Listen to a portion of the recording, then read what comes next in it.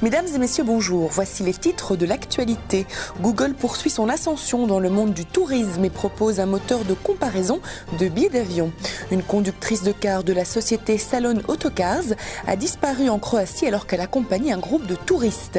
À l'occasion du 10e anniversaire des attentats du 11 septembre à New York, des passagers ont été interpellés pour avoir été trop longtemps aux toilettes, ce qui avait paru suspect aux autres passagers. Et on terminera avec un nouveau loisir aquatique qui fait fureur, le Snuda Dive. Madame, monsieur, bonjour. Bienvenue dans l'édition de votre journal. Google poursuit son augmentation de services de voyage. En début de semaine, le géant américain a lancé un outil de recherche en ligne de billets d'avion baptisé Flight Search. Il s'agit en fait d'un moteur qui a été racheté au début de l'année à la société ITA. Pour le moment, cette fonctionnalité n'est présente que sur la page d'accueil de Google aux États-Unis. Toutefois, il n'est pas possible de réserver actuellement, mais uniquement de connaître le prix des billets d'avion pour la classe économique, et ce sur quelques villes américaines. Un moteur comparatif en quelque sorte. Mais bon nombre d'agences en ligne craignent déjà qu'à l'avenir les consommateurs ne délaissent leurs services pour faire appel à Google lors de leur réservation de billets d'avion. Après la mise en place cet été du même système pour les hôtels, baptisé Hotel Finder, Google projette dans un avenir plus ou moins proche de proposer ce genre de service pour les croisières. Lorsque la machine est en marche, plus rien ne l'arrête et ce sera certainement au détriment de plus petites agences, malheureusement. Une conductrice de car a mystérieusement disparu en début de semaine. En effet, elle séjournait dans le sud de la Croatie où elle devait reprendre son poste pour assurer un voyage pour des touristes. Lundi, elle ne s'est pas présentée et toutes ses affaires ont été retrouvées dans sa chambre d'hôtel. Le ministère des Affaires étrangères a été alerté par cette disparition et la police locale est chargée de l'enquête. Meryl Meunier, la porte-parole de Salon Autocars, la compagnie pour laquelle travaillait la conductrice, a expliqué que cette dernière avait quitté le voyage sans prévenir personne et que personne ne savait où elle était ni pourquoi elle était partie.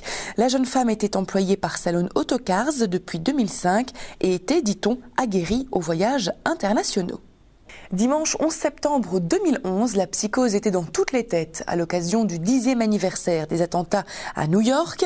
Sur un vol Los Angeles-New York, 3 passagers se sont vus interpellés pour comportement suspect parce qu'ils avaient été plusieurs fois aux toilettes et parfois pendant une longue durée, ce qui a attiré l'attention des autres passagers. Le FBI a pris cela très au sérieux et a même fait décoller des chasseurs F-16. Finalement, les 3 personnes arrêtées ont été relâchées sans être poursuivies, n'ayant rien à se reprocher d'autre que d'avoir été trop régulièrement au petit coin. Une scène identique s'est produite sur un autre vol reliant Denver à Détroit où 2 hommes et une femme ont été signalés après leur séjour répété aux toilettes. L'un d'entre eux étant malade, rien d'étonnant à ce qu'il y reste longtemps. Et là aussi, les F-16 ont décollé. Au final, les passagers n'étaient pas du tout en train de fabriquer une bombe et n'avaient rien à se reprocher. Visite Europe lance une toute nouvelle assurance assez prometteuse, l'assurance baptisée Zéro Contrainte. C'est-à-dire que vous pouvez annuler votre voyage à la dernière minute sans frais, sauf bien sûr les coûts de frais de dossier et le prix de l'assurance. De plus, vous ne devez donner aucune explication. Cela est valable pour tous les séjours, excepté les escapades en France et les réveillons. Mais pour tous les autres pays, vous pouvez utiliser la Zéro Contrainte. Le tour opérateur ne fait appel à aucun assureur pour proposer cette garantie. Il s'agit d'une auto-assurance. Par ailleurs, parmi les dernières nouveautés de Visite Europe, une seule et unique brochure reprenant Visite Europe et Visite France sera désormais éditée, non pas pour faire des économies, explique le tour opérateur, mais pour répondre à une demande des agences. Le Snuda Dive est une nouvelle pratique pour découvrir les fonds marins qui fait fureur. Le vieux principe de la plongée sous-marine est remis au goût du jour pour le grand public. Un masque, des palmes, une ceinture de poids pour mieux couler et un tuyau relié à un radeau en surface.